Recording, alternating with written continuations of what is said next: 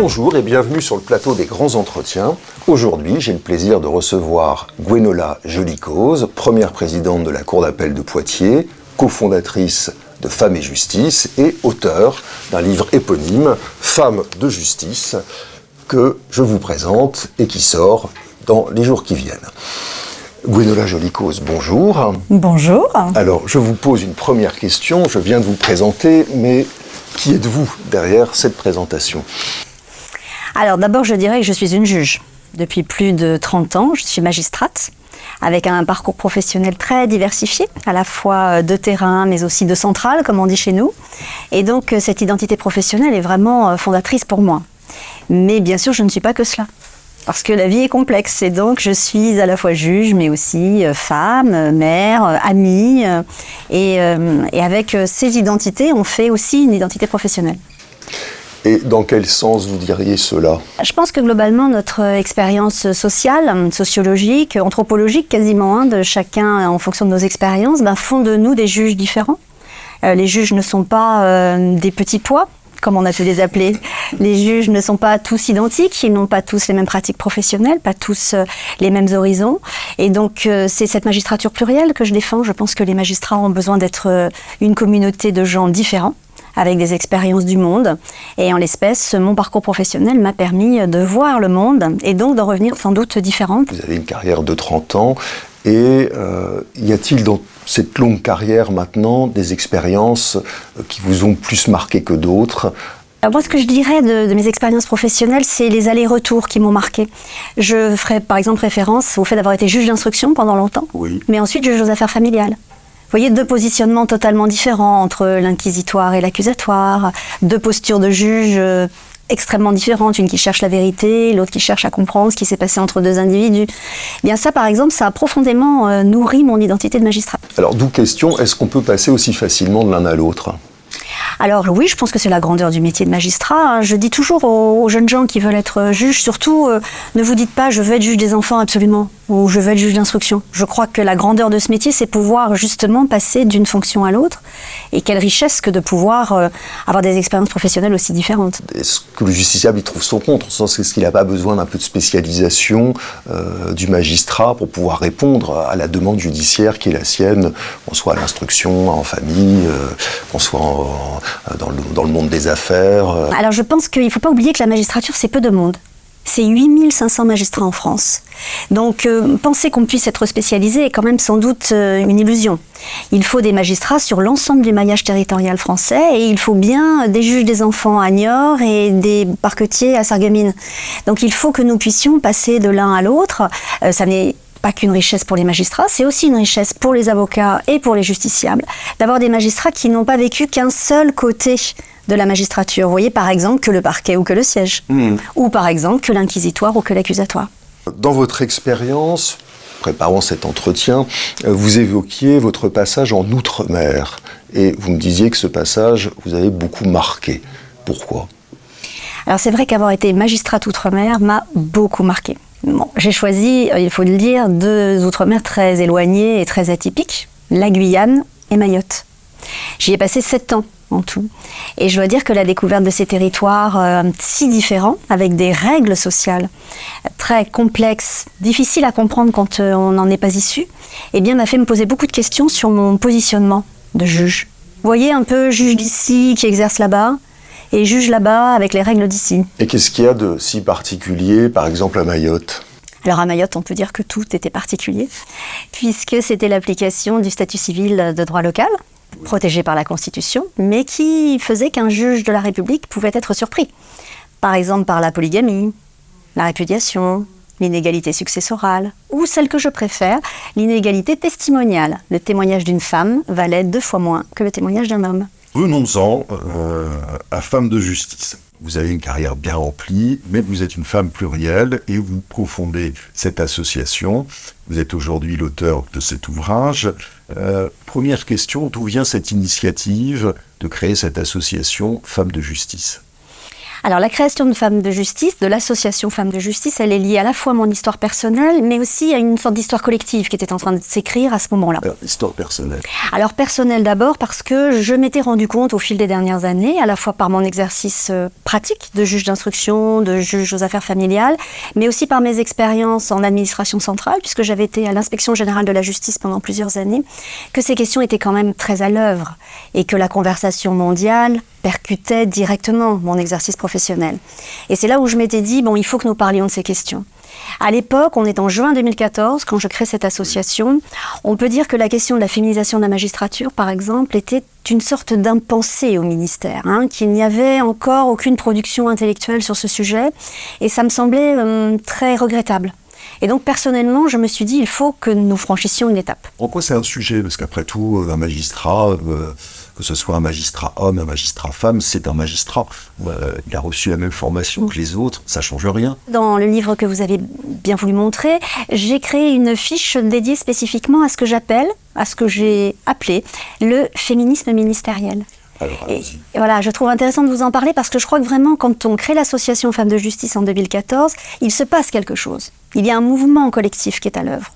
Quel est-il? Eh bien, dans tous les ministères, petit à petit, les uns après les autres, l'envie, la nécessité, quelque part, des femmes de se regrouper s'est fait jour. Ça a commencé au Quai d'Orsay, où Femmes et Diplomatie a été créé. Puis au ministère de l'Intérieur, où Femmes de l'Intérieur s'est créé. Et puis Femmes et Justice, puis ensuite Femmes de Bercy, Femmes des ministères sociaux. Enfin, vous voyez, tous les ministères ont subi le même phénomène. Et je crois que ça n'est pas rien que de rappeler que ce mouvement, en fait, était un profond mouvement collectif dans la fonction publique. Alors, question, parce que vous dites qu'il y a un sujet qu'il faut traiter. Est-ce que le premier sujet, c'est l'égalité entre les hommes et les femmes dans l'accès aux fonctions, ou est-ce que l'autre sujet, ou peut-être que les deux d'ailleurs sont complémentaires, c'est l'exercice féminin des fonctions, et y a-t-il une différence entre le masculin et le féminin dans l'exercice de fonctions publiques? Alors ce sont bien deux sujets différents. Alors le premier sujet, il met en œuvre la dialectique mixité-parité. Oui. C'est-à-dire, est-ce qu'un corps qui devient féminisé va aboutir à la féminisation des fonctions de responsabilité? Et là, la réponse est claire. Non. Il n'y a pas de phénomène, comme souvent le disent les hommes, mécanique, automatique, mathématique, ça va se faire tout seul. Alors non. La preuve, la magistrature en est la démonstration exemplaire. 71% de femmes aujourd'hui dans la magistrature et pourtant seulement 25% de femmes en responsabilité. Donc on voit bien que la mixité d'un corps n'aboutit pas automatiquement à la parité. Alors ça nous amène à de grands sujets de conversation sur comment faire pour qu'il y ait plus de femmes en responsabilité. Ça, on va y revenir après, mais l'autre sujet, l'exercice féminin des fonctions publiques, est-ce que pour vous c'est quelque chose qui a du sens ou c'est une absurdité? Alors je suis très opposée à la notion d'exercice féminin d'une profession. Mais pourquoi? Parce que je suis opposée à l'essentialisation. Je ne pense pas qu'il y ait des qualités masculines et des qualités féminines. Je ne pense pas que les hommes soient faits pour s'occuper du budget et les femmes des ressources humaines. Je ne pense pas que les hommes soient autoritaires et les femmes empathiques. Voilà, je ne pense profondément pas cela. Parce que ça, c'est les biais de genre, les stéréotypes. Et tout ça, ça nous enferme tous dans la conversation sociale. Donc je crois qu'il faut vraiment profondément lutter contre l'essentialisation qui nous amène à un autre piège, le piège de la complémentarité. Un homme et une femme, c'est formidable parce qu'ils n'ont pas les mêmes qualités et donc ensemble, ils seront meilleurs. Non, je ne crois pas à cela et je ne crois donc pas qu'il y ait un exercice féminin de la magistrature. Donc on revient au premier sujet qui est l'égalité homme-femme. Donc on a compris, et de toute façon ce sont des faits, dans les fonctions de responsabilité, les femmes sont minoritaires alors qu'elles sont plutôt majoritaires quand elles entrent dans la fonction. Pourquoi? Parce que je vous pose la question, après tout on peut se dire qu'on est dans un univers public, il y a quand même une culture d'égalité qui règne et pourtant ça n'est pas le cas. Alors vous avez raison, dans la fonction publique, on pense que tout est joué, que les règles sont toutes les mêmes, qu'il y a des critères qui vont s'appliquer indifférenciellement aux hommes et aux femmes. Mais en réalité, ce qui se passe, c'est que ces critères, ils sont profondément défavorables aux femmes, de manière structurelle en réalité. Lesquels alors? Une illustration, la mobilité géographique. Oui. Voilà. La mobilité géographique est un critère très important dans la magistrature française pour pouvoir faire un parcours de prise de responsabilité notamment. Or, la mobilité géographique pose un certain nombre de problèmes, aux hommes comme aux femmes bien sûr, mais ils ne vont pas y répondre de la même façon. La mobilité, c'est le seul blocage, il n'y a que ça? Alors, pour les carrières des femmes dans la magistrature, la question de la mobilité géographique est un sujet important, mais le deuxième sujet, c'est vraiment la question chez nous du cursus honorum. C'est-à-dire qu'il est question d'avoir un petit tribunal, un moyen tribunal, puis un grand tribunal avant d'accéder peut-être un jour à une cour. Donc ce système en fait est très défavorable aux femmes parce que le premier poste, il faut le prendre assez rapidement pour pouvoir espérer gravir tout l'escalier. Et souvent cette première étape en fait, elle va se percuter avec la période que j'appelle la décennie des bébés. Quand on devient magistrate, on a 28 ans, 29 ans, on a fait de longues études, on a passé un concours difficile et donc va naturellement commencer une période familiale qui va commencer par les grossesses. Et ça va occuper les jeunes magistrates pendant environ une décennie. Et les hommes qui, pendant ce même temps, vont aussi construire leur famille, mais eux ne vont pas avoir ni les grossesses, ni la charge inégale de la domesticité, vont pouvoir partir s'occuper de leur carrière et donc franchir cette première étape fondamentale. Il n'y a que ça, parce que moi, quand on préparait cet entretien, on m'avait dit qu'il y a aussi une tendance des femmes à s'auto-censurer. Eh oui, alors ça c'est la grande question du plafond de verre. C'est-à-dire comment les femmes s'auto-limitent elles-mêmes. C'est-à-dire les mécanismes leur sont défavorables, mais en plus dans le système elles vont s'auto-limiter. Ça vous l'imputez à la psychologie féminine ou au système? Alors il n'y a pas de psychologie féminine. Nous avons déjà parlé d'essentialisation tout à l'heure. Il n'y a pas de psychologie féminine. Il n'y a pas de qualité féminine. Il n'y a pas d'éternel féminin. Il y a des êtres humains qui sont des hommes ou des femmes profondément égaux et qui doivent avoir les mêmes possibilités dans le monde. Voilà ce que nous demandons. Rien de moins. Cette autocensure, est-ce que vous l'imputez à un système d'éducation? Bien sûr, tout est systémique. Mais le plafond de verre, qui est vraiment une grande notion qui a été explicitée ces dernières années, c'est vraiment la mise en œuvre de tout ce système qui va empêcher les femmes, notamment de se sentir capables d'exercer des responsabilités. Alors se sentir capable, c'est vraiment l'autolimitation. Elles vont vous dire immédiatement, mais moi les fonctions d'autorité je n'aime pas, ou moi la prise de parole en public je n'aime pas, ou moi la mobilité géographique je ne pourrais m'y contraindre, moi la surprésence par exemple, les réunions de 19h. Elles vont vous dire non, moi les réunions de 19h c'est un problème pour moi, je ne veux pas, donc je ne vais pas candidater à des postes où je pense que je vais trouver ce système. Et donc je prétends moi que nous devons changer le système. Donc les hommes magistrats ne sont pas des grands modernes. Alors les hommes magistrats, d'abord ils ont tous les postes. C'est déjà ça qui est intéressant pour eux. C'est qu'ils arrivent dans la magistrature, ils sont finalement en chiffres très peu nombreux, mais en réalité on s'aperçoit que statistiquement c'est eux qui ont tous les postes. Ils sont tous aujourd'hui procureurs de la République, ils sont tous aujourd'hui directeurs d'administration centrale. Donc tout va bien pour les hommes dans la magistrature, ne vous faites pas de soucis pour eux. Mais ça c'est un problème qui, je dirais, excède celui de la magistrature. C'est un problème qu'on rencontre également dans le privé. Est-ce qu'on peut quelque chose dans la magistrature ou est-ce qu'on n'y peut rien? Est-ce que la solution ne vient pas du corps social plutôt que des règles propres à la promotion des magistrats? Mais on ne peut jamais rien sur les choses. On peut toujours agir. Et donc, il y a de nombreux leviers qui sont à l'œuvre. Alors, à la fois d'abord des leviers structurels, sociaux, éducatifs, l'égalité profonde entre les femmes et les hommes, et la lutte contre l'essentialisation, les stéréotypes et les biais de genre. Ça, c'est un substrat social, en fait, qu'on pourrait décider de changer déjà tous ensemble. Est-ce qu'on pourrait imposer, après tout, une parité ou une quasi-parité dans l'exercice des fonctions de responsabilité? Alors, avant d'utiliser le verbe imposer, on pourrait déjà essayer de changer les règles, tout simplement, et de voir comment les hommes et les femmes réagiraient à un changement de règles. Je pense à la mobilité géographique. Pourquoi ne pas dire qu'il est possible de faire un parcours professionnel de prise de responsabilité sans avoir à traverser la France et l'outre-mer, comme je l'ai fait moi-même, pour exercer non pas que des responsabilités, mais aussi avoir des endroits où l'on peut faire avancer sa pensée. Je crois fondamentalement important que les femmes soient en responsabilité aussi pour qu'elles puissent elles-mêmes dire ces sujets-là doivent être mis à l'ordre du jour. Ce qui m'amène à votre ouvrage, donc, qui comporte cette introduction qui est une théorie judiciaire féministe. Je l'ai dit dans le bon sens. Traité de féminisme judiciaire. Féminisme judiciaire. Et après ce petit traité, qui est introductif, le terme petit n'est pas péjoratif. Je le retiens pourtant. Non, vous avez tort, petit traité de... je n'ai pas tout de suite des noms, mais enfin, on a quand même quelques grands noms de philosophes hommes qui écrivent les petits traités. Donc, ensuite viennent des portraits de femmes, de premières femmes, de pionnières, et alors, vous en faites 18. 17. 17, bon. Et on ne peut pas parler, on ne va pas les évoquer tous. Est-ce qu'il y a quelques portraits qui se détachent dont vous avez spécialement envie de parler aujourd'hui ? Alors d'abord, je voudrais vous parler de manière générale de ma démarche de ces portraits. Il m'a semblé indispensable un moment de se pencher sur notre histoire collective dans la magistrature. Ce qui n'avait jamais été fait en réalité. Oui, c'est-à-dire que tout à coup, au bout de plus de 20 ans de magistrature, je me suis dit, mais qui est donc la première femme magistrate ? C'est cette question-là qui est fondatrice. C'est vraiment à partir du moment où je me suis posé cette question que je me suis aperçue que personne ne savait me répondre. Et ça a été quelque part pour moi une sorte de révélation intellectuelle qui a été de me dire finalement, le corps n'a pas gardé trace de cette pionnière. Alors qu'on a gardé trace de la première femme avocate. Complètement. Alors Jeanne Chauvin, tout le monde la connaît. Les avocates ont conservé leur mémoire. Vous tapez sur Google, vous trouvez un portrait d'elle, le texte de sa première plaidoirie. Enfin, tout le monde sait qui est Jeanne Chauvin.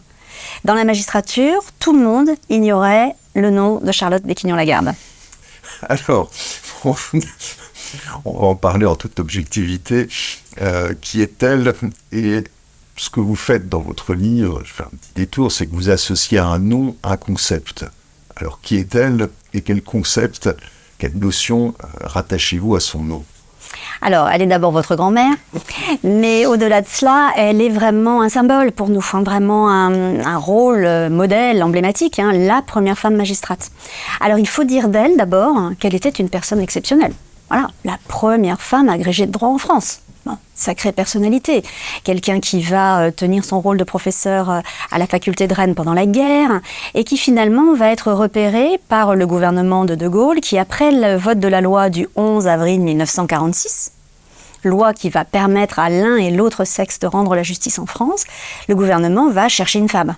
Vous savez, cette fameuse question, comment trouver une femme ? Bon, il la cherche et il la trouve et elle est nommée directement à la Cour de cassation où elle va entrer le 16 octobre 1946. Et alors, bon, ça, je me permets cette question parce que je la connais un peu, elle n'était pas du tout féministe. Alors peu importe, elle était un modèle. Malgré elle, si elle ne le voulait pas et si elle ne voulait pas l'identifier comme étant un étendard, elle est pour moi un symbole. Cette première femme magistrate, elle va rester 19 ans à la Cour de cassation, sans que finalement grand écho soit donné à sa présence et sans qu'elle-même ne soit valorisée et qu'elle ait elle-même envie de se valoriser. Et cela découle donc directement du concept que j'associe à son portrait, l'invisibilisation. Je pense qu'effectivement, les femmes de ces générations-là, elles étaient portées par tout un mouvement, parce que le féminisme n'est pas nouveau, en quelque sorte, même s'il a eu des vagues, et que plusieurs conquêtes ont été portées par plusieurs générations, en fait, de femmes. Alors, ces femmes emblématiques, peut-être aussi, ne se sentaient-elles pas trop le droit d'évoquer ce sujet ouvertement, car elles savaient bien qu'elles n'étaient pas forcément les bienvenues. Et c'était le cas pour Charlotte Béquignon-Lagarde, qui n'était pas bienvenue dans ce milieu de la magistrature qui a longtemps résisté, très fortement résisté, à l'entrée des femmes au sein du corps. Alors, autre femme dont le parcours vous tient à cœur, c'est Suzanne Schall, qui elle aussi finalement n'est pas très connue dans l'univers judiciaire à laquelle vous rendez justice. Alors, après Charlotte Béquignon-Lagarde, j'ai vraiment voulu dresser toute une série de pionnières, des portraits de toutes ces femmes dont on n'avait plus entendu parler et que j'ignorais moi-même parfaitement. Donc je me suis posé une question simple, après la première femme magistrate, qui première procureuse ? Qui première présidente ? Qui première procureure générale ? Et qui première présidente d'une cour d'appel ? Et c'est ainsi que j'ai découvert Suzanne Schall, qui en 1978 sera la première femme, première présidente de cour d'appel. Elle le restera 13 ans. Et elle est un symbole parce que c'est le début de la hiérarchie judiciaire, on a ce qu'on appelle chez nous la hiérarchie judiciaire. Et alors, quelle notion vous associez à ce nom ? Suzanne Schall. Alors Suzanne Schall, c'est un parcours intéressant parce que c'est une femme qui a vraiment exercé dans les tribunaux au fond, on va dire, contrairement aux premières pionnières qui quand même finalement sont restées plutôt au ministère ou à la Cour de cassation. Suzanne Schall a vraiment travaillé dans les juridictions, elle a été nommée plus jeune conseillère de France à l'époque, puis ensuite première présidente. Elle a porté beaucoup de questions autour des femmes, elle a fait un magnifique discours qui s'appelle « Les femmes sous la toge ». Oui. Premier discours qui s'interroge sur cette question de la présence des femmes dans la magistrature. Elle le fait avec beaucoup de délicatesse et d'intelligence et ça m'a beaucoup plu.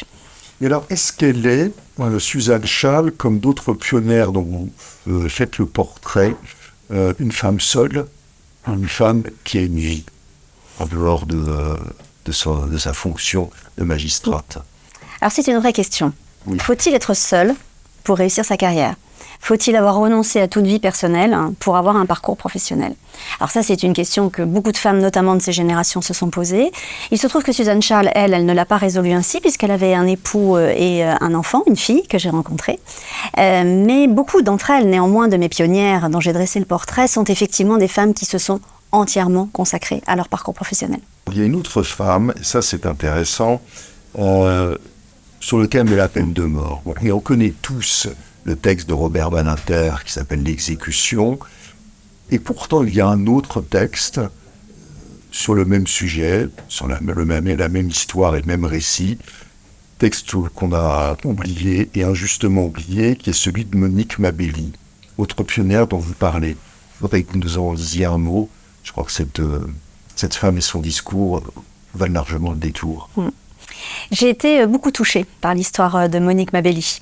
Qui est-elle ? Elle est simplement juge d'instruction à Marseille à cette époque. Une des pionnières au pénal, bien sûr, mais elle est juge d'instruction. Mais il se trouve qu'une exécution capitale est prévue à la prison des Baumettes. Et le président du tribunal la désigne. Elle est juge d'instruction, c'est à elle d'y aller. Et elle est donc choisie pour assister à cette exécution capitale. Elle sera donc la première femme juge à assister à une exécution capitale. Mais au-delà du fait qu'elle va y aller, très physiquement, concrètement, à 4 heures du matin, en réalité, quand elle va revenir, vers 6 heures, elle va se mettre à son bureau et écrire un texte, vous savez, ces textes d'écriture automatique, où on ne réfléchit pas, mais où les émotions, en fait, émergent en fonction de ce qu'on vient de vivre. Et bien sûr, elle avait vécu un moment très très fort. Et elle écrit alors un texte magnifique sur ce qu'elle vient de vivre, sur la force de cette exécution capitale et de cet homme qui va mourir sous ses yeux. Et ce texte, ce qui est intéressant, c'est qu'elle n'a pas voulu le rendre public. Au contraire, elle l'a gardé dans un tiroir où il va rester plus de 13 années avant que son fils ne le retrouve. Et se demandant quoi en faire, se tourne vers Robert Badinter.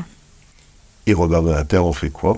Robert Badinter le publie dans Le Monde, immédiatement, avec un commentaire expliquant qu'il pense que c'est un texte très important. Il est aujourd'hui conservé à l'École nationale de la magistrature. On a parlé des femmes, mais je voudrais aussi qu'on parle de la justice. Vous êtes chef de juridiction. Chef de cour. Chef de cour, vous avez été... Oui, mais alors j'ai quand même compris que votre expérience de chef de cour a été précédée, ça je n'ai pas compris, je sais qu'elle a été précédée de la fonction de président du tribunal, maintenant tribunal judiciaire de Pontoise, et j'ai cru entendre que cette expérience donc, de présidente de tribunal, très proche du fond, vous a beaucoup marqué, beaucoup inspiré, je me trompe ? J'ai eu de la chance parce que j'ai pu diriger 3 tribunaux judiciaires de taille très différente. Le tribunal judiciaire de Mamoudzou, le tribunal judiciaire de Thonon-les-Bains et le tribunal judiciaire de Pontoise. Je fais une petite incise quand même pour vous dire que Pontoise fait partie de ce qu'on appelle chez nous les 12 tribunaux du premier groupe. Vous voyez, les tribunaux sont classés et dans le premier groupe, il n'y en a que 12. Ce sont donc les 12 plus gros tribunaux de France. Évidemment, peu de femmes ont été nommées à la tête. Pas la première. Je ne suis pas du tout la première, mais je dis néanmoins qu'il y en a eu très très peu. Et je voulais vous faire remarquer qu'aujourd'hui, jour de notre entretien, en février 2023, eh bien sur ces 12 tribunaux, il n'y a qu'une seule femme qui en dirige l'un d'entre eux. C'est quand même une question qui se pose. Comment se fait-il qu'aujourd'hui, 77 ans après l'entrée des femmes dans la magistrature, il n'y ait qu'une seule femme à la tête d'un de ces plus gros tribunaux en France ? Alors, j'ai eu la chance, moi-même, de diriger l'un de ces très gros tribunaux, et c'est évidemment une expérience professionnelle passionnante, parce que ce sont des tribunaux qui donnent des marges de manœuvre. Des gros tribunaux avec beaucoup de magistrats, avec une grosse organisation, qui permet donc de mener des politiques judiciaires, comme celle que j'ai pu mener sur la lutte contre les violences faites aux femmes. On parle beaucoup de managérialisation de la justice. J'ai réussi à le dire sans me tromper. Bravo. Et donc, vous avez été manager. Et c'est un sujet qui crée une famille sensible. Est-ce que vous pensez que c'est bien d'avoir des managers, ou est-ce que c'est pas bien, ou est-ce que c'est pas comme ça que se pose la question ? Je sais pas. Moi, je pense d'abord et avant tout que la magistrature doit rester dirigée par des magistrats. Oui. C'est ça ma conviction profonde. Voilà. Et je le dis sans cesse aux collègues, nous avons encore la chance, contrairement à l'hôpital, d'être dirigés par nos pairs. En fait, la hiérarchie judiciaire, elle émerge de la magistrature. Et ça, c'est une chance parce que je suis à la fois peut-être une manager, mais je suis d'abord et avant tout une juge. Et ma pratique managériale, elle est intimement liée à ma pratique de juge. Et ça, je crois que c'est vraiment quelque chose de fondamental sur lequel il ne faut pas lâcher. Et lorsqu'on nous dit finalement ces juges ne sont pas de bons managers, je prétends tout le contraire. Et je crois être une très bonne manager depuis des années, car avec le peu de moyens qu'on m'a donné, j'ai fait tourner la justice française depuis 15 ans dans les juridictions. Mais la justice va mal. Donc nous avons eu les états généraux de la justice, conclus, je dirais, par le rapport Sauvé, qui dresse un constat accablant. Donc une justice au bord de la rupture, des politiques publiques défaillantes. Êtes-vous aussi pessimiste? Alors les états généraux de la justice ont été lancés à Poitiers. Le 18 octobre 2021 par le président de la République lui-même, et il avait posé un certain nombre de sujets lors de ce lancement qui m'avaient marqué. Et notamment, il parlait beaucoup des attentes du justiciable, du rapport de la justice avec le justiciable. C'est un sujet qui m'a beaucoup intéressée ces derniers mois, sur lequel j'ai beaucoup travaillé. Et l'une des préconisations du rapport Sauvé, c'est de dire, rappelons-nous que la justice est rendue au nom du peuple français. Au nom du peuple français, c'est-à-dire en lien avec lui et même en alliance. Cette phrase me semble vraiment fondatrice. Comment faisons-nous, magistrats, aujourd'hui, du début du XXIe siècle, pour être en alliance avec la population, avec le peuple, au nom duquel nous rendons la justice? Oui, si la justice est délabrée, ça veut dire qu'il n'y a plus d'alliance. Ou est-ce que vous pensez qu'il y en a encore une? Je crois que l'alliance, elle est bien au-delà de la situation matérielle de la justice, situation qui d'ailleurs, il faut l'admettre, s'améliore. Les tribunaux ne sont pas dans l'état dans lequel ils étaient quand j'ai démarré, et puis on nous annonce des recrutements massifs de magistrats, et c'est une chance pour ma génération que de connaître ce recrutement. Oui, mais pardon, je vous interromps, mais est-ce que parler d'alliance, parler de ces, qui sont de très beaux sujets, n'est-ce pas une façon d'occulter même un certain nombre de difficultés, que la justice est trop lente, par exemple, qu'on lui reproche d'être insuffisamment efficace, ou est-ce que ce sont des lieux communs et des choses inexactes? Alors j'ai travaillé sur ces questions dans le cadre des États généraux de la justice. Nous avons invité un certain nombre de citoyens et de justiciables à venir nous rencontrer à la cour d'appel de Poitiers. Et donc j'ai échangé avec eux. Il n'a pas été question de lenteur ou de laxisme. Il a d'abord été question de rapports humains. On nous a demandé à ce que le juge soit vu, que le juge soit présent, qu'il ait du temps pour parler avec le justiciable et pour l'écouter. C'est ce que j'appelle l'alliance avec le justiciable, qu'il comprenne que le juge l'a écouté suffisamment, a compris sa difficulté, et au-delà de cela, il acceptera mieux d'être celui qui va perdre plutôt que de celui qui n'a pas été écouté. Oui, mais on a quand même un déclin des audiences, des cours d'assises qui se dépeuplent de jurés. Vous êtes à contre-courant? Non, je crois plutôt qu'il y a un certain paradoxe à nous dire qu'il faut que la justice soit en alliance avec le peuple et au 1er janvier 2023 mettre en application les cours criminelles départementales où justement les jurés disparaissent. Et on avait un temps évoqué d'ailleurs des tribunaux correctionnels composés en partie de magistrats professionnels et de jurés. Cet échevinage me semblait beaucoup plus intéressant à envisager plutôt que l'inverse. Tout ce qui permet au juge d'être avec le justiciable et avec le peuple pour juger les affaires me semble favorable. Ouais, alors là, peut-être êtes-vous à contre-courant parce que je crois me souvenir, pour avoir été favorable à l'idée, si elle était réalisable, je crois quand même me souvenir que vos collègues n'étaient pas très favorables à cette introduction de jurés, on va dire, dans les juridictions correctionnelles.